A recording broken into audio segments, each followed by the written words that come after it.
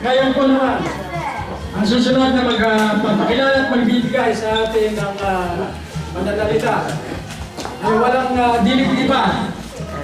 Dati nang kasama, madaling lapitan, at dahil kaibigan ng mga komunidad at organisasyon. Siya po ay walang dilig-diba kundi si Atty. Yari Macias.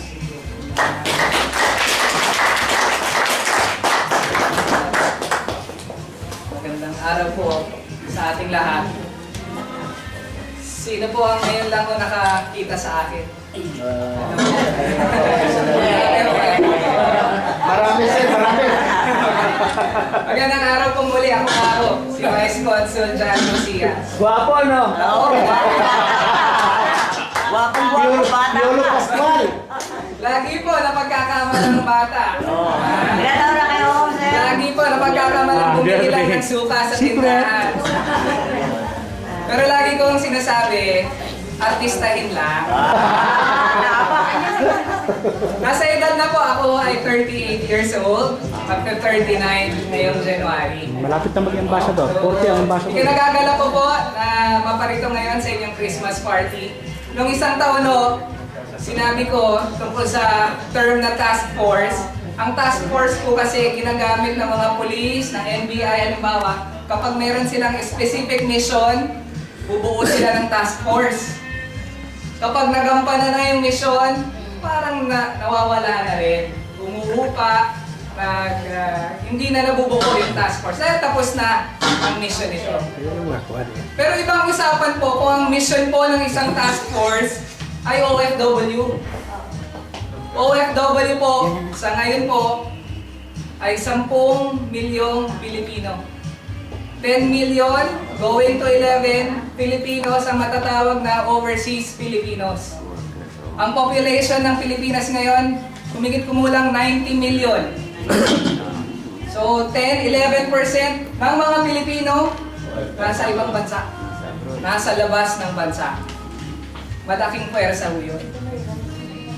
Kaya ho lagi kong sinasabi kapag nagsasalita rin ako sa mga kababayan natin, ang mga OFW, ang mga kababayan nating OFW ay isang instrumento ng pagbabago. Masyado kong malalim. Pero hayaan niyo ako magpaliwanag. May oras pa ba ako? Marami. Open the floor. Ang isang bansa po, sa larangan ng digmaan, may dalawang klase ng kapangyarihan. May tinatawag na hard power, na nasusukat sa armas, sa tangke, sa aeroplano, sa nuclear weapons na hawak niya. Meron ding tinatawag na soft power, kapangyarihan ng kasaluhan ng kanyang populasyon. Yun ho, ang napakalakas na power ng mga Pilipino. Lalo na nung 10 milyong OFW natin. Ang soft power, ang kapangyarihan ng kulturang Pilipino, kaugaliang Pilipino, pagkakaisang Pilipino. Kasama middle name yan. Yun ho, ang kapangyarihang taglay ng bawat isa ho sa atin na nasa labas ng bansa. Punta po tayo sa Italia. Sa Italia po, merong 177,000 Filipinos. Official ho yun, ayon sa ISTAT. Sa tansya ho ng embassy, kung isasama natin yung mga undocumented, yung mga nag-expire ang visa na nagsistay dito, walang regular na hotel, aabot ho ng 200,000 Filipinos. Punta ho tayo sa Roma. Sa Roma lang, 60,000 Filipinos, more or less. Ang dami ho nun.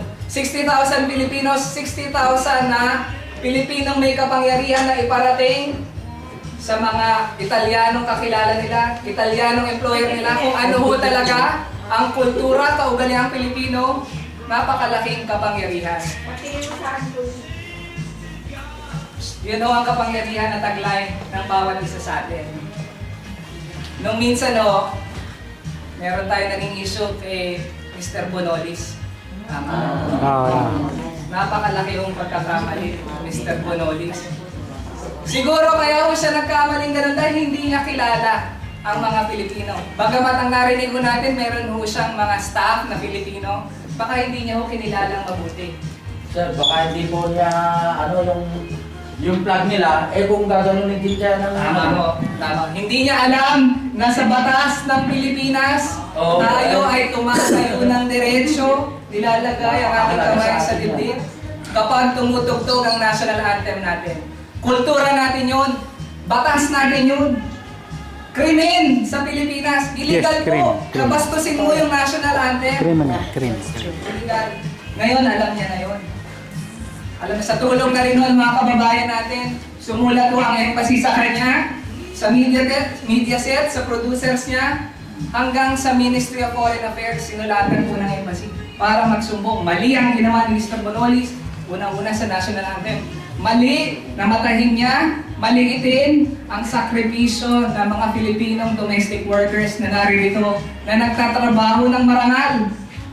Wala akong masama sa pagiging domestic worker.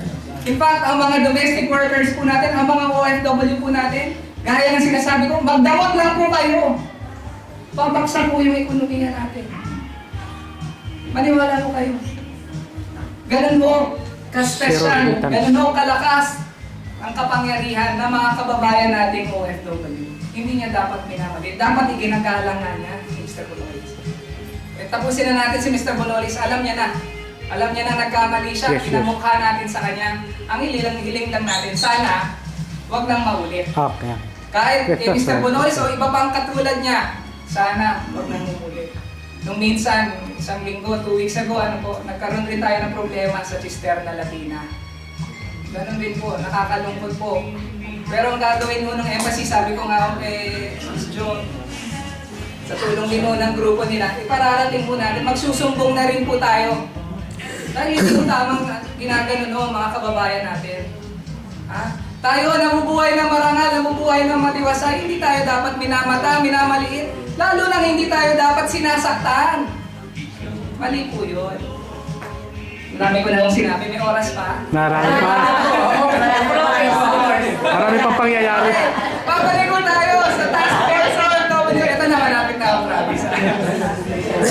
Kaya lang sabi ko, ang OFW kapag ito, ang objective or mission mo, hindi ka papanaw, hindi ka lilipas dahil ang OFW kung saan-saan, kung ano-anong aspeto ang may kinalaman sa OFW. Ang OFW, kapangyarihan, instrumento ng soft power, ng pananakop, ng mga puso, ng mga banyaga, ng mga dayuhan para makilala nila kung ano ba talaga ang maging Pilipino. So habang pinananatiling nasa puso ng Task Force OFW, ang kapakanan ng OFW, hindi po papanaw, hindi po lilipas ang Task Force OFW. Mabuhay po kayong lahat. Happy Christmas.